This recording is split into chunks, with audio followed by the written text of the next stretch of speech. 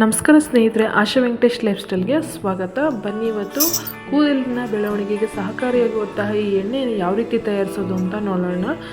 ನನ್ನ ಚಾನಲ್ನ ಹೊಸದಾಗಿ ನೋಡ್ತಾ ಇದ್ರೆ ದಯವಿಟ್ಟು ಸಬ್ಸ್ಕ್ರೈಬ್ ಮಾಡಿ, ಪಕ್ಕದಲ್ಲಿ ಇರ್ತಕ್ಕಂಥ ಬೆಲ್ಲೈಕನ್ನ ಕ್ಲಿಕ್ ಮಾಡಿ. ಫ್ರೆಂಡ್ಸ್, ನಾನು ಹೊಸದಾಗಿ ಚಾನಲ್ನ ಶುರು ಮಾಡಿದ್ರೆ ನಿಮ್ಮ ಸಪೋರ್ಟ್ ನನಗೆ ತುಂಬಾ ಅತ್ಯವಶ್ಯಕ. ಮೊದಲಿಗೆ ಇಲ್ಲಿ ಕೆಂಪು ದಾಸವಾಳವನ್ನು ನಾನು 1 ಹಿಡಿಯಷ್ಟು ತೊಗೊಂಡಿನಿ. ಹಾಗೆ ಸ್ವಲ್ಪ ಬಿಳಿ ದಾಸವಾಳ, ಹಾಗೆ 4 ರಿಂದ 5 ಬೆಟ್ಟದ ನೆಲ್ಲಿಕಾಯಿ, 2 ಸ್ಪೂನಷ್ಟು ಮೆಂತ್ಯ, ಹಾಗೆ ಅರ್ಧ ಕಪ್ನಷ್ಟು ಅಲೋವೆರಾ, ಹಾಗೆ 1 ಕಪ್ನಷ್ಟು ಕರಿಬೇವು, ಅರ್ಧ ಕಪ್ನಷ್ಟು ಈರುಳ್ಳಿ, ಹಾಗೆ ಒಂದು 10-12 ದಾಸವಾಳದ ಎಲೆಗಳನ್ನು ತೊಗೊಂಡಿನಿ. ಇಷ್ಟು ಇಂಗ್ರೀಡಿಯೆಂಟ್ಸು ಬೇಕಾಗುತ್ತೆ ನಾವಿಲ್ಲಿ ಎಣ್ಣೆ ಮಾಡೋದು. ಹಾಗೆಯೇ 1 ಲೀಟರ್ನಷ್ಟು ಕೊಬ್ಬರಿ ಎಣ್ಣೆ ಕೂಡ ಬೇಕಾಗುತ್ತೆ. ಕೊಬ್ಬರಿ ಎಣ್ಣೆನ ನಾವು ನಮ್ಮ ಮನೆಯಲ್ಲೇ ತಯಾರಿಸೋದು. ನಾನು ನನ್ನ ವಿಡಿಯೋಗಳನ್ನ ಅಪ್ಲೋಡ್ ಮಾಡಿದ್ದೀನಿ, ನನ್ನ ಲಿಂಕಲ್ಲಿರುತ್ತೆ, ನೋಡ್ಕೊಳ್ಳಿ ಬೇಕಾದಾಗ.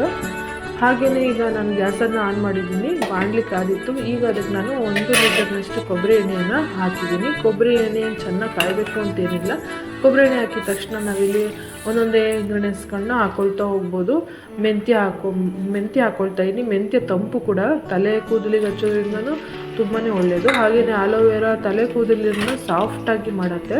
ಹಾಗೆ ಈರುಳ್ಳಿ ಹೊಸ ಬೇರುಗಳನ್ನು ಬರೋದಕ್ಕೆ ಸಹಾಯ ಮಾಡುತ್ತೆ, ತಲೆ ಕೂದಲಿನಲ್ಲಿ ಚೆನ್ನಾಗಿ ಗ್ರೋತಿಂಗ್ ಆಗುತ್ತೆ. ಹಾಗೆಯೇ ಕರಿಬೇವಿನ ಸೊಪ್ಪು ಕೂಡ ತಲೆ ಕೂದಲಿನ ಬೆಳವಣಿಗೆ ಸಹಕಾರಿ, ಹಾಗೆ ಕೂದಲು ಕಪ್ಪಾಗೋದಕ್ಕೂ ಕೂಡ ಸಹಕಾರಿಯಾಗುತ್ತೆ. ಹಾಗೆ ನಾನು 10-12 ದಾಸವಾಳದ ಎಲೆ, ಹಾಗೆ 4-5 ಬೆಟ್ಟದ ನೆಲ್ಲಿಕಾಯಿ, ಜೊತೆಗೆ ಇಲ್ಲಿ 1 ಹಿಡಿಯಷ್ಟು ನಾನು ಏನು ಮಾಡಿದ್ದೀನಿ, ಕೆಂಪು ದಾಸವಾಳ ತೊಗೊಳ್ಳಿ, ಆರೋಗ್ಯಕ್ಕೆ ತುಂಬಾ ಒಳ್ಳೆಯದು, ತಲೆ ಕೂದಲಿನ ಆರೋಗ್ಯಕ್ಕೆ. ಹಾಗೆಯೇ ಸ್ವಲ್ಪ ಬಿಳಿ ದಾಸವಾಳವನ್ನು ಕೂಡ ತೊಗೊಂಡಿದ್ದೀನಿ.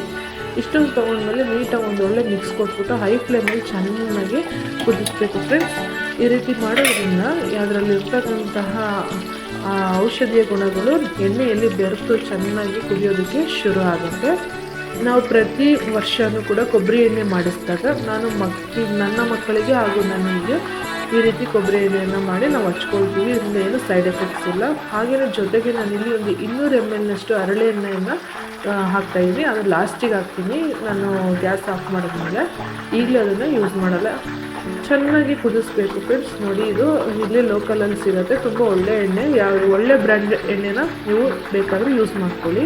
200 ml ಹಾಕಲೇಬೇಕು, ಇಲ್ಲಾಂದರೆ ಚೆನ್ನಾಗಾಗಲ್ಲ. ಹಾಗಾಗಿ ನೋಡಿ, ಚೆನ್ನಾಗಿ ಕುದ್ದಿದೆ, ಎಲ್ಲ ಕಪ್ಪಾಗೋ ತನಕ ಚೆನ್ನಾಗಿ ಕುದಿಸಿದ್ದೀನಿ.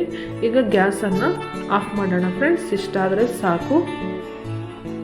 ಈಗ ಆಫ್ ಮಾಡಿದ್ಮೇಲೆ ನಾನಿಲ್ಲಿ ಹೇಳೋದ್ನಂಗೆ ಹರಳೆ ಎಣ್ಣೆಯನ್ನು ಸೇರಿಸ್ಬೇಕು. ಹರಳೆ ಎಣ್ಣೆ ತುಂಬಾ ತಂಪು, ಕೂದಲು ಕೂಡ ಚೆನ್ನಾಗಿ ಬೆಳೆಯುತ್ತೆ. ಹಾಗಾಗಿ ನಾವು ಚಿಕ್ಕ ವಯಸ್ಸೆಲ್ಲ ನೆತ್ತಿಗೆ ಹರಳೆಣ್ಣೆ ಹಚ್ಚೋದು, ತುಂಬ ಹೀಟ್ ಆದಾಗೆಲ್ಲ ತಲೆ ತಂಪಾಗಲಿ ಅಂತೇಳಿ. ಅದಕ್ಕೋಸ್ಕರ ಇಷ್ಟನ್ನು ಹಾಕಿ ಚೆನ್ನಾಗಿ ಶೋಧಿಸ್ಕೋಬೇಕು ಫ್ರೆಂಡ್ಸ್. ಶೋಧಿಸ್ಕೊಂಡ ನಂತರ ಒಂದು ಗಾಜಿನ ಬಾಟ್ಲಿಯಲ್ಲಿ ಶೇಖರಣೆ ಮಾಡಿ ಇಟ್ಕೋಬೇಕು. ಇದರಿಂದ ಎಣ್ಣೆ ಕೆಡಲ್ಲ. ಹಾಗಾಗಿ ನಾನಿಲ್ಲಿ 1 ಲೀಟರ್ ಮತ್ತು ಹಾಗೆ 200 ml ಇಷ್ಟನ್ನು ಹಾಕಿದ್ರೆ ನನಗೆ 1 ಲೀಟರ್ನಷ್ಟು ಎಣ್ಣೆ ಸಿಕ್ತು. ಅದನ್ನು ನಾನು ಶೋಧಿಸ್ಕೊಂಡು ಒಂದು ಗಾಜಿನ ಬಾಟ್ಲಿಗೆ ಹಾಕಿಟ್ಕೊತಾ ಇದ್ದೀನಿ. ಎಣ್ಣೆನ ಯಾವಾಗಲೂ ಗಾಜಿನ ಬಾಟ್ಲಿ ಹಾಕೊಳ್ಳೋದ್ರಿಂದ ಕೆಡೋದಿಲ್ಲ, ದೀರ್ಘಕಾಲವಾಗಿ ಬಾಳಿಕೆ ಬರುತ್ತೆ ಫ್ರೆಂಡ್ಸ್. ನೋಡಿದ್ರಲ್ಲ, ಹೋಮ್ ಮೇಡಾಗಿ ಯಾವ ರೀತಿ ಆಯಿಲ್ನ ತಯಾರಿಸೋದು ಅಂತೇಳಿ. ನಿಮಗೆ ಇಷ್ಟ ಆದರೆ ದಯವಿಟ್ಟು ಲೈಕ್ ಮಾಡಿ ಫ್ರೆಂಡ್ಸ್. ಹಾಗೆ ನಿಮ್ಮ ಫ್ರೆಂಡ್ಸ್ಗಳಿಗೂ ಕೂಡ ಶೇರ್ ಮಾಡಿ friends. Thanks for watching friends.